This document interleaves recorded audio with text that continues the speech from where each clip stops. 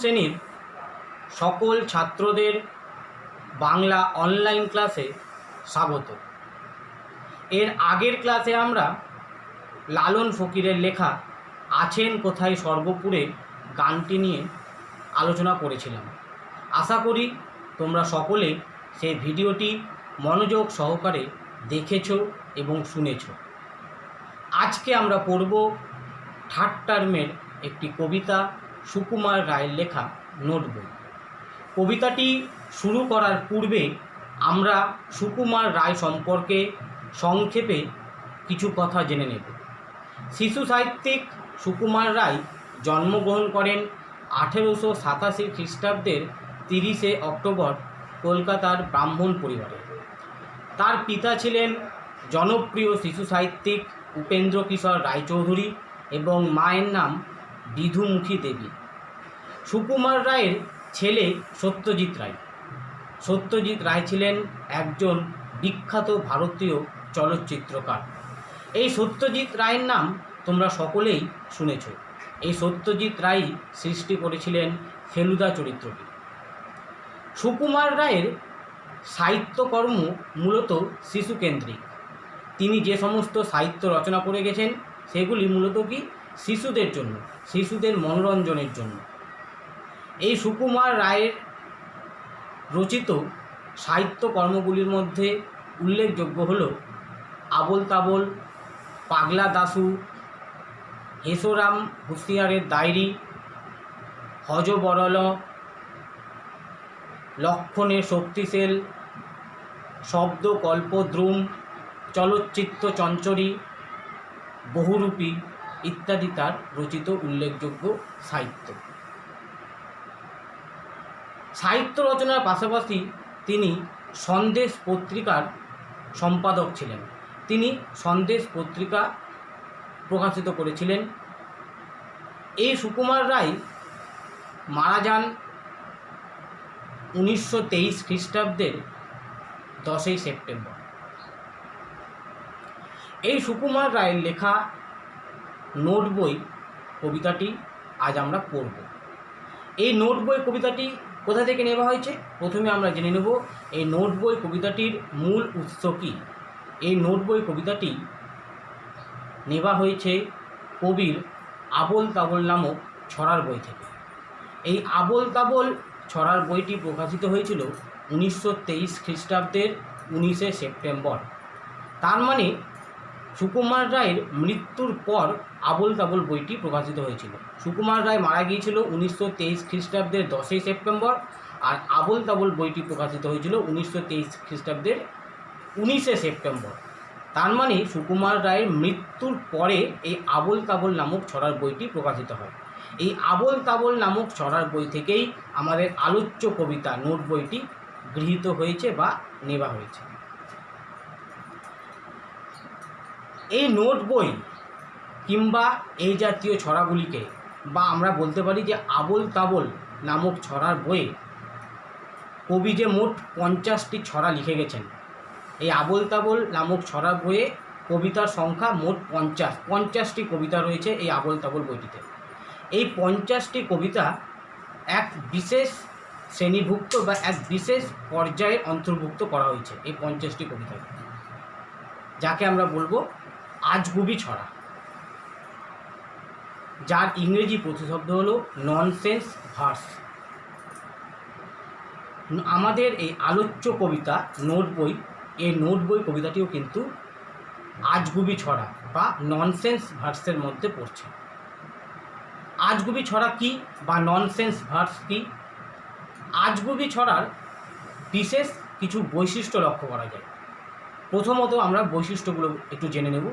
প্রথম বৈশিষ্ট্য যে এই ছড়াগুলো মূলত কৌতুকের জন্য লেখা হয় বা শিশুদের মনোরঞ্জনের জন্য লেখা হয়েছিল। এই জাতীয় ছড়াগুলো মূলত কৌতুকের জন্য লেখা হয় এবং এই জাতীয় ছড়াগুলোতে কি হাস্যরস আমরা দেখতে পাই, হাসি দেখতে পাই।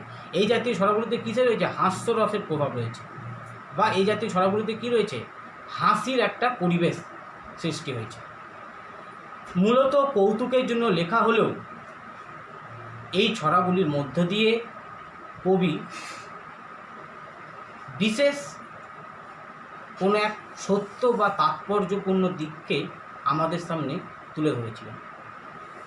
এই নোট বই কবিতাটিতে তেমন কোনো দার্শনিক দৃষ্টিভঙ্গি বা দার্শনিক কথাবার্তা বা তেমন কোনো কঠিন শব্দ নেই, কিন্তু সহজ সরল ভাষায় লেখা এই ছড়াটির মধ্য দিয়েও কবি একটি বিশেষ মেসেজ বা বার্তা পাঠকদের দিয়েছেন। সেই বিশেষ মেসেজ বা বার্তাটি কি? দেখবে আমাদের অনেকের বাড়িতে ছোট বাচ্চা রয়েছে বা শিশু রয়েছে। দেখবে ছোটদের মনে সবসময় কোনো না কোনো প্রশ্ন জাগতেই থাকে, এটা কি, ওটা কি, এটা কেন হলো, সেটা কেন হলো। শিশুদের কাজই হলো প্রশ্ন করা। সেই প্রশ্ন কখনো যুক্তিপূর্ণ হয়, কখনো যুক্তিহীন হয়। অর্থাৎ আমরা বলতে পারি যে প্রাসঙ্গিক ও অপ্রাসঙ্গিক নানা প্রশ্নের উদয় ঘটে শিশু মনে। কিন্তু আমরা বড়রা অনেক সময় কী করি, তাদেরকে বকে চুপ করিয়ে দিই, যে এত বকছিস কেন, চুপ, মাথা খারাপ হয়ে যাবে। কবি বলছেন যে শিশু মনকে কখনোই প্রশ্ন করা থেকে বিরত রাখা উচিত নয়। তাদেরকে প্রশ্ন করার জন্য আরও কী করতে হবে, উৎসাহিত করতে হবে। কারণ শিশুরা যত বেশি প্রশ্ন করবে তত বেশি তাদের জ্ঞানের পরিধি বাড়বে।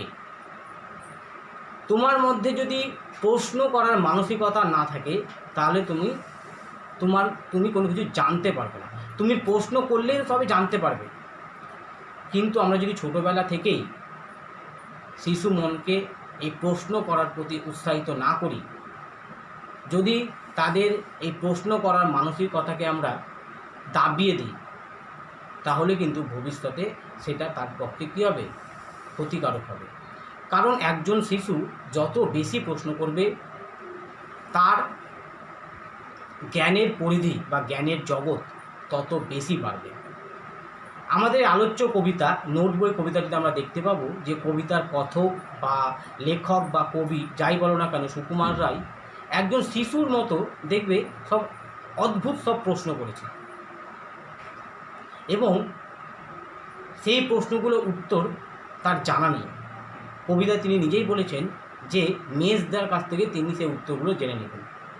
শিশুরাও কিন্তু ঠিক তাই করে, তাদের মনে অনেক প্রশ্ন জাগে, কিন্তু তার বেশিরভাগ উত্তরই তাদের জানা থাকে না। তখন তারা কি করে, বড়দের কাছ থেকে সেই উত্তর জানার চেষ্টা করে। সেই সময় আমাদের করা উচিত কি, বড়দের উচিত তার সেই প্রশ্নের উত্তর তাকে জানিয়ে দেওয়া।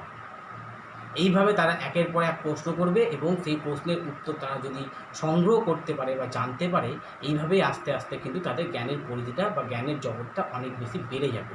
কিন্তু আমরা যদি তাকে প্রশ্ন করার বা তার প্রশ্ন করার মানসিকতাকে যদি আমরা গুরুত্ব না দিই, তার প্রশ্ন করাকে যদি আমরা উৎসাহিত না করি যে না ঠিক আছে ভালো, আরও প্রশ্ন করো, এরকম করে যদি আমরা তাকে উৎসাহিত না করি, তাহলে সে কিন্তু আর প্রশ্ন করবে না। সে দেখবে যে আমি প্রশ্ন করি অথচ আমার প্রশ্নের কেউ উত্তর দেয় না, আমাকে উল্টো বকে, তখন সে কিন্তু প্রশ্ন করা ছেড়ে দেবে। আর একজন শিশু যখনই প্রশ্ন করা ছেড়ে দেবে তখনই কিন্তু তার জ্ঞানের পরিধিটা আস্তে আস্তে কী হয়ে যাবে, সংকীর্ণ হতে থাকবে। এই একটা কথা কবিতায় কবি আমাদের সামনে তুলে ধরেছেন। আরেকটি দিক রয়েছে কবিতা, সেটি হলো যে কবি বলছে যে আমাদের মধ্যে একটা অভ্যাস গড়ে তুলতে হবে, সেটা হলো নোট বই রাখার। এই নোট বই শব্দটিকে আমরা দুটি অর্থে ব্যবহার করতে পারি। একটি অর্থ হতে পারে অর্থ পুস্তক, যাকে আমরা চলতি বাংলায় বা চলতি ভাষায় বলি মানে বই। আর দ্বিতীয় অর্থ হলো প্রয়োজনীয় তথ্য টুকে রাখার যে খাতা। আমরা আমাদের প্রয়োজনীয় তথ্য যে খাতায় টুকে রাখি সেই খাতাটিকেও বলা হয় নোট বই। তো আমরা, কবি বলছে আমাদের মধ্যে একটা অভ্যাস গড়ে তুলতে হবে। সেটা কি, যে সর্বদা নোট বইকে সঙ্গে রাখতে হবে। আমাদের কিন্তু সেই অভ্যাসটা নেই। নোট বই কেন সঙ্গে রাখতে হবে? কবি বলছে যে আমরা যা কিছু ভালো দেখব শুনবো সেটা সঙ্গে সঙ্গে কী করতে হবে, সেই নোট বইয়ে লিখে নিতে হবে। এছাড়াও আমাদের মনে যে প্রশ্নগুলো জাগে বা আমাদের মনে যে প্রশ্নগুলো জাগ্রত হয়, সেই প্রশ্নগুলোকেও কবি বলছে সেই নোট বইয়ে টুকে নিতে এবং তার উত্তর খুঁজতে বা তার উত্তর খোঁজার চেষ্টা করছে। সেই প্রশ্নের উত্তর তুমি যদি খুঁজে পাও তবে সেই উত্তরটিও তোমার অবশ্যই করণীয় কী হবে, সেই নোট বইয়ে লিখে নেওয়া। এইভাবে যদি আমরা আমাদের জীবনে চলার পথে বা শেখার পথে এগোতে পারি, তাহলে কবি বলছে সেটা আমাদের পক্ষে অনেক বেশি বা শিশুদের পক্ষে অনেক বেশি কী হবে, ভালো হবে, অনেক বেশি কী হবে, পজিটিভ দিক রয়েছে এটা। কিন্তু আমরা সেটা করি না। আমাদের সে অভ্যাসটা নেই যে কোনো কিছু জানলাম, নতুন কিছু জানলাম বা নতুন কিছু প্রয়োজনীয় তথ্য পেলাম সেটা সঙ্গে সঙ্গে টুকে রাখার মানসিকতা বা অভ্যাস আমাদের মধ্যে নেই। তাই আমরা কী করি, কোনো গুরুত্বপূর্ণ তথ্য শোনার কিছুক্ষণ পরে বা কিছুদিন পরেই কিন্তু আমরা সেটা ভুলে যাই, কারণ আমাদের সেই অভ্যাসটা নেই টুকে রাখার। কিন্তু আমাদের কাছে যদি সর্বদা নোট বই থাকে এবং আমরা যদি নোট বই সেগুলো সবসময় নোট করে রাখি বা লিখে রাখি, তাহলে কিন্তু আমরা সবসময় যে তথ্যগুলো পেতে থাকবো সেই তথ্যগুলো কি আমাদের মনে থাকবে, আমরা ভুলব না। এই দুটো দিককে কবি এই কবিতায় ফুটিয়ে তুলেছেন। এক হলো শিশু মনকে সবসময় প্রশ্ন করার প্রতি তাকে উৎসাহিত করতে হবে, তার প্রশ্ন করার মানসিকতাকে গুরুত্ব দিতে হবে, তার প্রশ্নে বিরক্ত হলে চলবে না, কারণ সেই প্রশ্নই কী করবে, সেই শিশু জ্ঞানের পরিধিকে বাড়িয়ে তুলবে। আর দ্বিতীয়ত আমাদের কী করতে হবে, একটা অভ্যাস গড়ে তুলতে হবে বা একটা অভ্যাসে পরিণত করতে হবে যে নোট বইকে সঙ্গে রাখা। এই নোট বই সঙ্গে রাখলে আমরা অনেক অজানা কথা বা আমরা অনেক অজানা তথ্য কি খুব সহজেই মনে রাখতে পারবো। যখনই আমরা কোনো নতুন কোনো কিছু দেখবো বা শুনবো, কোনো প্রয়োজনীয় তথ্য কারো কাছ থেকে শুনতে পারবো বা জানতে পারবো, তখনই সঙ্গে সঙ্গে আমাকে কী করতে হবে, সেই নোট বই টুকে রাখতে হবে। এইভাবে যদি আমরা আমাদের পড়াশোনার অভ্যাসটা করি তাহলে কিন্তু আমরা কখনো ভুলব না। আচ্ছা, 2 নম্বর বৈশিষ্ট্য হলো এই জাতীয় ছড়া, যে এই জাতীয় ছড়াগুলোর একটা নির্দিষ্ট ছন্দ আছে। দেখো কবিতাটি একটি ছন্দে আছে, যদি কবিতাটা পড়ো তাহলে তুমি বুঝতে পারবে যে কবিতাটি কি একটি নির্দিষ্ট ছন্দ রয়েছে কবিতাটিতে। যেমন আমি যদি কবিতাটা পড়ি তাহলে বুঝতে পারবো। কবিতাটি দেখো কী বলছে, এই দেখো পেন্সিল নোটবুক এ হাতে, এই দেখো ভরা সব কিলবিল লেখাতে, ভালো কথা শুনি যেই চটপট লিখি তাই, ফড়িংয়ের কটা ঠ্যাং আটশোলা কী কী খায়। দেখো কবিতাটা কিন্তু একটা ছন্দে, কবিতার একটা ছন্দ রয়েছে। এই আজগুবি ছড়া বা ননসেন্স ভার্স যেটাকে আমরা বলছি, এই জাতীয় ছড়াগুলোকে একটা নির্দিষ্ট ছন্দ থাকে। আর তৃতীয়ত এই ছড়ার একটি বিশেষ বৈশিষ্ট্য যে পদে আমরা অন্তপদে কী দেখব, পদের অন্তমিল দেখব। দেখো এই কবিতা দেখবো প্রত্যেকটা লাইনের শেষ পদ লক্ষ্য করো, দেখবো একটা মিল রয়েছে, যেটাকে আমরা বলি অন্তমিল, পদের অন্তমিল। যেমন দেখো প্রথম লাইনে আছে হাতে, দ্বিতীয় লাইনে আছে লেখাতে, হাতে লেখাতে, তৃতীয় লাইনে আছে তাই, চতুর্থ লাইনে আছে খাই, তাই খাই, পঞ্চম লাইনে আছে চটচট, ষষ্ঠ লাইনে আছে ছটফট, চটচট ছটফট। দেখো প্রত্যেকটা লাইনের শেষ পদগুলো লক্ষ্য করবে, দেখবে একটা মিল রয়েছে, যেটাকে আমরা বলি অন্তমিল। তাহলে আমরা এই আজগুবি ছড়া বা ননসেন্স ভার্স এর বৈশিষ্ট্য কী কী পেলাম। প্রথমত এই ছড়াগুলো কৌতুকের জন্য লেখা হয় এবং এই জাতীয় ছড়াতে কী হয়, হাসির পরিবেশ সৃষ্টি হয়। যদিও এই কৌতুকের জন্য লেখা বা হাসির অন্তরালে কোনো বিশেষ তাৎপর্যপূর্ণ দিক বা সত্যকে লেখক আমাদের সামনে তুলে ধরার চেষ্টা করেন। এটা হলো 1 নম্বর বৈশিষ্ট্য আমরা পড়লাম। 2 নম্বর বৈশিষ্ট্য কী পড়লাম, 2 নম্বর বৈশিষ্ট্য আমরা পড়লাম যে এই জাতীয় ছড়াগুলো একটি নির্দিষ্ট ছন্দে চলে। আর তৃতীয় বৈশিষ্ট্য আমরা কী পেলাম, যে এই জাতীয় ছড়াগুলোর কী হয়, পদের অন্তমিল লক্ষ্য করা যায়, যেটা আমি তোমাদেরকে উদাহরণ দিয়ে দেখিয়ে দিলাম। খুব ভালো করে কিন্তু প্রশ্নটা তৈরি করে রাখবে যে আজগুবি ছড়ার বৈশিষ্ট্য কী। পরীক্ষাতে কিন্তু আসতে পারে যে আজগুবি ছড়ার 2টি বৈশিষ্ট্য উল্লেখ করো, বা ননসেন্স ভার্স কী, বা ননসেন্স ভার্সের বাংলা প্রতিশব্দ কী। ননসেন্স ভার্সের বাংলা প্রতিশব্দ হলো আজগুবি ছড়া। ঠিক আছে, আমাদের যে সুকুমার রায়ের লেখা আবোল তাবোল নামক ছড়ার বই থেকে আমাদের এই নোট বই কবিতাটি নেওয়া হয়েছে। আমি একটু আগেই বললাম, এই আবোল তাবোল কবিতায় যে মোট 50টি কবিতা রয়েছে, এই আবোল তাবোল নামক ছড়ার বইটিতে যে মোট 50টি কবিতা রয়েছে, সেই 50টি কবিতায় কিন্তু কি এই ননসেন্স ভার্স বা আজগুবি ছড়ার পর্যায়ভুক্ত বা শ্রেণীভুক্ত। চলো এবার তাহলে আমরা নোট বইটা একটু পড়ি। কবিতাটা এমন কোনো কঠিন কথাবার্তা নেই বা এমন কোনো দার্শনিক দৃষ্টিভঙ্গি বা দার্শনিক কথাবার্তা নেই যেটা তোমাদের বুঝতে অসুবিধা হবে। অত্যন্ত সহজ ভাষায়, সরল ভাষায় লেখা, ছোটদের জন্য লেখা একটি কবিতা। তাই কবিতাতে তেমন কোনো কঠিন কথাবার্তা নেই যে তোমাদের বুঝতে কোনো অসুবিধা হবে না। তবুও আমি একবার কবিতাটা প্রথম থেকে পড়িয়ে দিচ্ছি। এই দেখো পেন্সিল নোটবুক এ হাতে, এই দেখো ভরা সব কিলবিল লেখাতে। কি বলছে, কবিতার কথক বা লেখক বা কবি যাই বলো না কেন, সুকুমার রায় বলছে যে এই দেখো আমার এক হাতে পেন্সিল আছে আর এক হাতে কী আছে, নোট বই আছে বা নোটবুক আছে। এই দেখো ভরা সব কিলবিল লেখাতে, যে এই দেখো যে আমার যে নোটবুক বা নোট বই এটি কি সব কিলবিল লেখাতে পরিপূর্ণ। কিলবিল মানে কী বলতো, হিজিবিজি বা অদ্ভুত প্রাসঙ্গিক অপ্রাসঙ্গিক নানা রকমের কথাবার্তাই তার সেই নোট বই কি পরিপূর্ণ। ভালো কথা শুনি যেই চটপট লিখি তাই। কী বলছে কথক, বলছে যে আমি যখনই যার কাছ থেকে কোনো ভালো কথা শুনি তখনই চটপট আমার এই নোট বই সেটা লিখে নিই। চটপট কী জাতীয় শব্দ, তোমাদেরকে গ্রামারে আমি শিখিয়েছি বা গ্রামারে পড়িয়েছি। চটপট হলো ধন্যাত্মক শব্দ। বলছে যে আমি যখনই কারো কাছ থেকে কোনো ভালো কথা শুনি তখনই চটপট কী করি, আমার নোট বইয়ে তা নোট করে নিই বা লিখে নিই। ফড়িংয়ের কটা ঠ্যাং আরশোলা কী কী খায়। সেই ভালো প্রশ্নগুলো কী কী, বলছে ফড়িংয়ের কটা ঠ্যাং, আরশোলা কী কী খায়, আঙ্গুলে আঠা দিলে কেন লাগে চটচট। বলছে আঙ্গুলে যদি আঠা লাগে তাহলে আঙুলটা চটচট করে কেন। কাতুকুতু দিলে গরু কেন করে ছটফট। বলছে গরুকে যদি কাতুকুতু দিই তাহলে গরু ছটফট করে কেন। দেখে শিখে পড়ে শুনে বসে মাথা ঘামিয়ে নিজে নিজে আগাগোড়া লিখে গেছি আমিয়ে। কবি কী বলছে বা কথক কী বলছে, যে পারিপার্শ্বিক পরিবেশ থেকে দেখে কারো কাছ থেকে শুনে নিজের পড়াশোনার মাধ্যমে আমার মনে যে প্রশ্নগুলো জাগ্রত হয়েছে সেই প্রশ্নগুলোই আমি কি করেছি, আগাগোড়া মানে প্রথম থেকে শেষ পর্যন্ত আগাগোড়া আমি আমার নোট বই লিখে গেছি। আমাকে এই কাজে কেউ সাহায্য করেনি।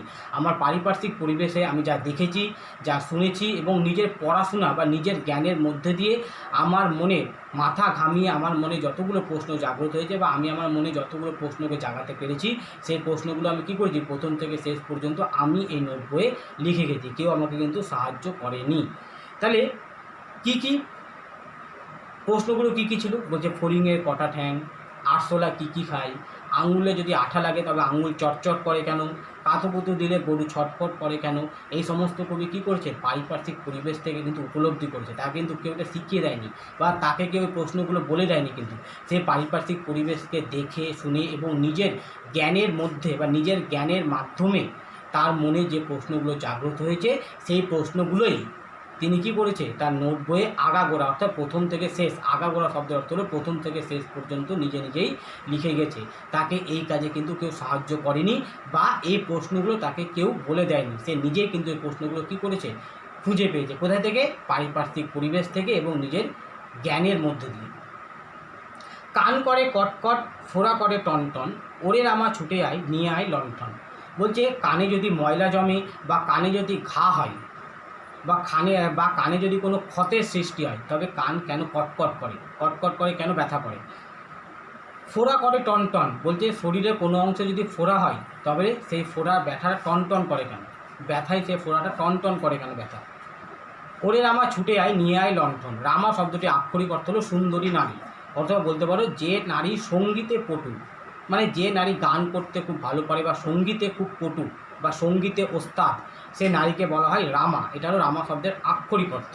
কিন্তু কবিতায় এই লাইনটা শুধুমাত্র, আমার মনে হয় এই লাইনটা শুধুমাত্র নেওয়া হয়েছে অন্তমিলের জন্য। দেখো যে কান করে কটকট, ফোড়া করে টনটন, ওরে রামা ছুটে আয় নিয়ে আয় লণ্ঠন। টনটন লণ্ঠন শুধুমাত্র অন্তমিল ঘটানোর জন্যই কবি যে এই লাইনটা লিখেছেন সেটা আমার মনে হয়। তাহলে কবি কী বলছে, যে কবি বলছে যে কান কেন কটকট করে, এই উত্তর কবি জানা নেই। বলছে ফোড়া কেন টনটন করে, এই উত্তরটাও কবি জানা নেই। কাল থেকে মনে লেগে আছে খটকা, খটকা মানে কি, সংশয়। কথক বলছে কালকে থেকে আমার মনে একটা সংশয় আছে, একটা সংশয় জেগে রয়েছে বা সন্দেহ রয়েছে। কি সন্দেহ, ঝোলাগুড় কিসে দেয় সাবান না পটকা। বলছে ঝোলাগুড় কি, ঝোলাগুড় হলো খেজুর রস থেকে তৈরি গুড়, ঝোলাগুড়। বলছে ঝোলাগুড় কিসে দেয়, সাবানে দেয় না পটকায় দেয়। পটকা মানে কি, শব্দবাজি। বলছে যে সাবান তৈরি করতে না পটকা তৈরি করতে ঝোলাগুড়টা ব্যবহৃত হয়। ঝোলাগুড় কিসে দেয়, সাবানে দেয় না পটকা দেয়, পটকায় দেয়। এই প্রশ্নটা কী করছে, লেখককে কালকে থেকে ভাবাচ্ছে। লেখকের মনে একটা সন্দেহ বা সংশয় দেখা দিয়েছে যে ঝোলাগুড় কিসে দেয়, সাবানে দেয় না পটকায় দেয়। এই বেলা প্রশ্নটা লিখে রাখি গুছিয়ে, জবাবটা জেনে নেব মেজদাকে খুঁচিয়ে। বলছে এই বেলা প্রশ্নটা, কোন প্রশ্নটা, যে ঝোলাগুড় সাবানে দেয় না পটকায় দেয়, এই প্রশ্নের উত্তরটা কি লেখকের জানা নেই। তাই লেখক কি বলছে, যে এই প্রশ্নটা সযত্নে আমি আমার নোট বইয়ে লিখে রাখি যাতে আমি পরবর্তীকালে ভুলে না যাই। সেজন্য আমি নোট বইয়ে প্রশ্নটা লিখে রেখেছি। তাহলে কেন লিখে রেখেছে, যে সে তার মেজদার কাছ থেকে উত্তরটা জেনে নেবে। তার নিজের উত্তরটা জানা নেই যে ঝোলাগুড় আসলে কিসে দেয়, সেই জন্য সে প্রশ্নটা লিখে রেখেছে। কেন? যাতে সে পরবর্তীকালে প্রশ্নটাই না ভুলে যায়। প্রশ্নটাই যদি ভুলে যায় তাহলে সে উত্তরটা জানতে পারবে না। সেই জন্য সে প্রশ্নটা তার নোট বই সুন্দরভাবে লিখে রেখেছে, কারণ সেটা মেজদার কাছ থেকে কী করবে? উত্তরটা জেনে নেবে। পেট কেন কামড়ায় বলো দেখি পারকে? কথকের মনে আরও প্রশ্ন জেগেছে। আমরা তো আগের বেশ কিছু প্রশ্ন দেখলাম। কি কি দেখলাম? আমরা দেখলাম ফড়িংয়ের কটা ঠ্যাং, লেখক জানতে চেয়েছেন। আরশোলা কী কী খায়? আঙ্গুলে আঠা দিলে আঙুল চটচট করে কেন? গরুকে কাতুকুতু দিলে গরু ছটফট করে কেন? কান কেন কটকট করে? ফোড়া কেন টনটন করে? ঝোলা গুড় সাবানে দেয় না পটকায় দেয়? ইত্যাদি ছাড়াও আরও বেশ কিছু প্রশ্ন লেখকের মনে কী হয়েছে? উঁকি দিয়েছে বা জাগ্রত হয়েছে। কি বলছে? পেট কেন কামড়ায় বলো দেখি পারকে? বলছে তোমরা কি কেউ বলতে পারো যে পেট কেন ব্যথা করে? কামড়ায় মানে এখানে ব্যথা করে। পেট কেন ব্যথা করে তোমরা কি কেউ বলতে পারবে? বলো দেখি ঝাঁঝ কেন জোয়ানের আরকে? জোয়ান কি? জোয়ান হলো এক ধরনের শস্য, যে মশলা বলতে পারো তুমি, যে রান্নায় ব্যবহৃত হয়। আর আরক শব্দটা তো নির্যাস বা রস। বলছে যে তোমরা কি বলতে পারো কেউ যে জোয়ানের রসে এত ঝাঁঝ কেন, বা জোয়ানের রস বা নির্যাস এত ঝাঁঝালো কেন? তেজপাতায় তেজ কেন? বলছে তেজপাতায় এত তেজ থাকে কেন? ঝাল কেন লঙ্কায়? ওই লঙ্কায় এত ঝাল থাকে কেন? লেখক জানতে চেয়েছে তোমরা কি কেউ বলতে পারবে যে পেট কেন কামড়ায়? তোমরা কেউ বলতে পারবে যে জোয়ানের নির্যাসে বা জোয়ানের রসে এত ঝাঁঝ কেন? তেজপাতায় এত তেজ কেন? লঙ্কায় এত ঝাল কেন? এতগুলো প্রশ্ন কথক জানতে চেয়েছেন। এতগুলো প্রশ্ন তার মনে জাগ্রত হয়েছে। নাক কেন ডাকে আর পিলে কেন চমকায়? বলে তোমরা কি বলতে পারবে যে মানুষ ঘুমানোর সময় নাক কেন ডাকে? তোমরা কি বলতে পারবে পিলে কেন চমকায়? পিলে মানে প্লীহা। প্লীহার কথ্যরূপ বা চলতি রূপ হলো পিলে। প্লীহা কি? প্লীহা হলো মানবদেহের যন্ত্রবিশেষ। অমেরুদণ্ডী মানবদেহের যন্ত্রবিশেষ। মেরুদণ্ডী প্রাণীর পাকস্থলীর বাঁ দিকে অবস্থিত ডিম্বাকৃতি এক ধরনের মানবদেহের যন্ত্র। তাহলে পিলে কি? পিলে হলো পাকস্থলীর বাঁ দিকে অবস্থিত মানবদেহের যন্ত্র বিশেষ, যা রক্ত শোধনের কাজ করে এবং আমাদের শরীরের রোগ প্রতিরোধের ক্ষমতা বাড়িয়ে তোলে। তো কবি বলছে তোমরা কি কেউ বলতে পারবে যে মানুষ ঘুমানোর সময় নাক কেন ডাকে? তোমরা কি বলতে পারবে যে হঠাৎ হঠাৎ পিলে কেন চমকে ওঠে? কার নাম দুন্দুবি? বলছে দুন্দুবি কি? দুন্দুবি শব্দটি হলো এক ধরনের বাদ্যযন্ত্র। বলছে দুন্দুবি কি? তোমরা কি কেউ জানো? বলতে পারবে? কাকে বলে অরণি? অরণি শব্দের অর্থ হলো এক প্রকারের কাঠ, এক ধরনের কাঠ। বলছে অরণি কি? দুন্দুবি কি? পেট কেন কামড়ায়? লঙ্কায় ঝাল কেন? তেজপাতায় তেজ কেন? মানুষ নাক ডাকে কেন? পিলে কেন চমকায়? এতগুলো প্রশ্ন কথকের মনে জেগেছে। কথক এর মনে এতগুলো প্রশ্ন জেগেছে, সে এতগুলো প্রশ্নের উত্তর জানার চেষ্টা করছে। কথকের মনে এই নিয়েও সংশয় রয়েছে যে যার কাছ থেকে তিনি এই উত্তরগুলো জানার চেষ্টা করবেন, তিনিও কি বাস্তবে এই উত্তরগুলো জানেন? হয়তো জানেন না, কারণ সে নোট বই পড়েনি। বলতে থাকো, বলবে কি তোমরাও নোট বই পড়োনি? যে কবির বা কথকের মনে যে এতগুলো প্রশ্ন জেগে উঠেছে, যে ফড়িংয়ের কটা ঠ্যাং, আরশোলা কী কী খাচ্ছে, আরশোলা কী কী খায়, আঙ্গুলে আঠা লাগলে আঙ্গুল কেন চটচট করে, গরুকে কাতুকুতু দিলে গরু কেন ছটফট করে, কান কেন কটকট করে, ফোড়া কেন টনটন করে, ঝোলা গুড় কিসে দেয়, সাবানে দেয় না পটকায় দেয়, পেট কেন কামড়ায়, মানুষ নাক কেন ডাকে, পিলে কেন চমকায়, তেজপাতায় তেজ কেন, লঙ্কায় ঝাল কেন, দুন্দুবি কি, অরণি কি, এত প্রশ্ন কথক তার নোট বই লিখে রেখেছেন। এই প্রশ্নগুলো এই প্রশ্নের উত্তর খোঁজার তিনি চেষ্টা করছেন। এই প্রশ্নের উত্তর কি তোমরা জানো? তোমরা মানে কাকে বলছে এখানে? পাঠককে বলছে তোমরা কি জানো এর উত্তরগুলো? হয়তো জানো না, কারণ তোমরাও তো নোট বই পড়োনি,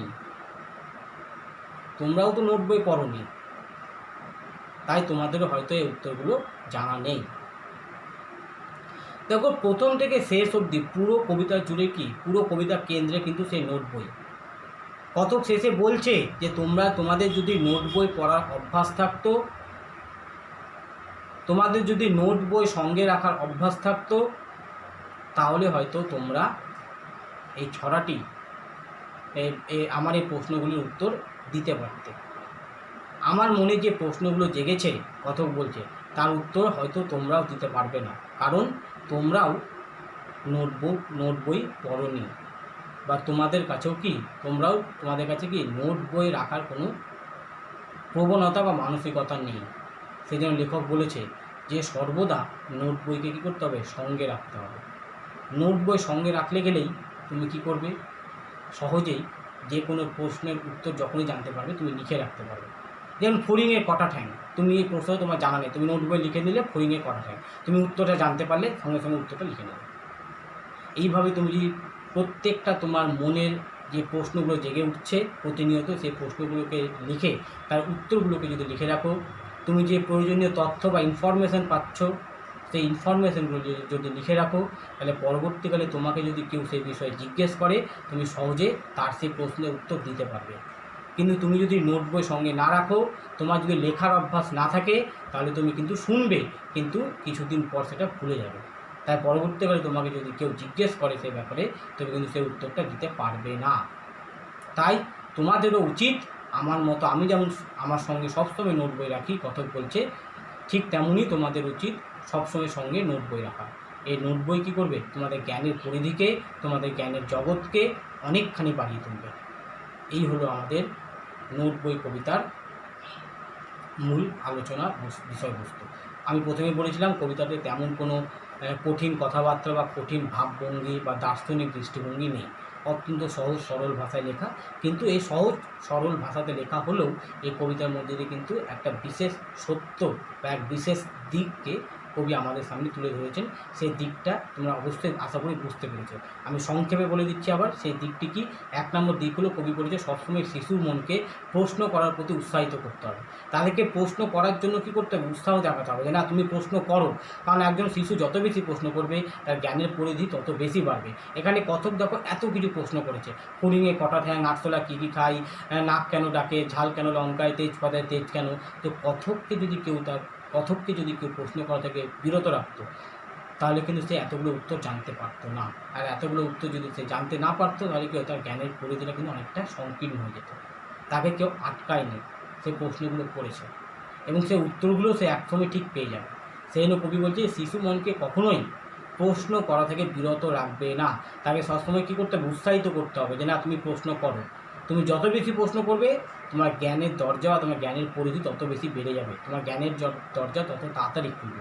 আর তুমি যখনই প্রশ্ন করবে না তোমার কিন্তু জ্ঞান বাড়বে না। এটা তোমাদের যে কোনো পড়াশোনার ক্ষেত্রে হয়। দেখো তুমি যদি শিক্ষককে বা টিচারকে প্রশ্ন করো তাহলে কিন্তু তোমার জ্ঞান অনেকখানি বেড়ে যাবে। কিন্তু তুমি যদি টিচার যা বুঝালো তুমি যদি এইটুকুটাই বুঝলে, অনেকে বুঝেও না বুঝেও শুধু বলে হ্যাঁ বুঝে গেছি, তাহলে কিন্তু সেটা ভুল।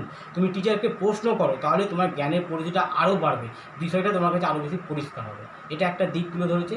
আর দ্বিতীয় দিক হলো যে আমাদের একটা অভ্যাস বা আমাদের একটা মানসিকতা তৈরি করতে হবে, সেটা হলো কি সঙ্গে নোট বই রাখা। কারণ এই নোট বই কিন্তু আমাদের শিক্ষা জীবনের বলতে পারো বা মানব জীবনের ক্ষেত্রেও বলতে পারো, মনুষ্য জীবনের ক্ষেত্রে এক অপরিহার্য উপাদান। এই নোট বই আমাদের কী করে, আমাদের জ্ঞানের পরিধি বাড়াতে অনেকখানি সাহায্য করে। তুমি যখনই কোনো বিষয় নতুন জানবে সেটা সেখানে লিখে রাখো।